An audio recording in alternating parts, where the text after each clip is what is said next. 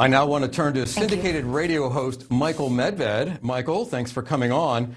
My first question, I want to play some sound for you and get your take. This is Vice President Harris on the radio show The Morning Hustle about a week ago, doing her best to explain the conflict in Ukraine.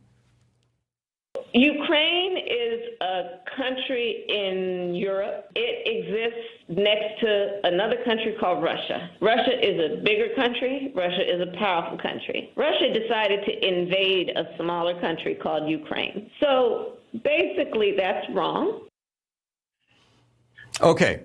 That's sort of the grade school version of the geography of the region and what's happening here. And she's got a lot of ridicule, has the vice president, on her trips, her foreign policy experience, lack thereof, and some of the things she said, not only in this situation, this crisis, but also in the southern border. So let me ask you, is she the right person for the administration to send to these kinds of situations, geopolitical crises?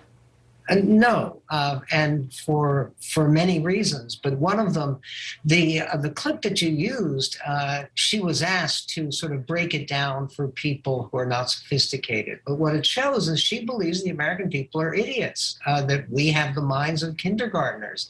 In other words, it's not the fact that she has a mind of a kindergartner, but she assumes that about her audience, which is terrible. Look, I think she did better today, frankly. I mean, I watched her press conference and with some interest. And she stuck very closely to a prepared script, and I think she's capable at handling that, but capable at handling and projecting strength, leadership, determination, inspiration, or even significant intelligence.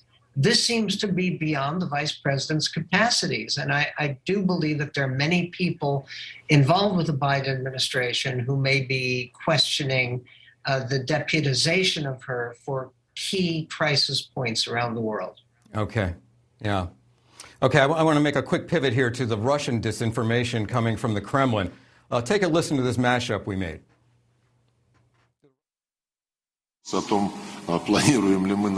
Are we planning to invade other countries? No, we are not. We didn't attack Ukraine. I do not think Russia will invade Ukraine. Concerning whether we want the war or not, of course not. Okay. I mean, what's so complete amazing 180 from the truth. I mean, do people believe this? I mean, who's the audience for this stuff? Well, who's the casting director here? These are like people from old James Bond movies. And the idea that there are that of course everyone knows Putin was raised, trained by the KGB, but really this looks like movie versions of the KGB people. And the idea is, we're talking before about contempt for your audience. Who do they think is going to be buying this? I mean, I know people in Belarus, but they're basically occupied too. Yeah. It is astonishing. That and certain cable TV hosts, they seem to be the only ones who believe the disinformation.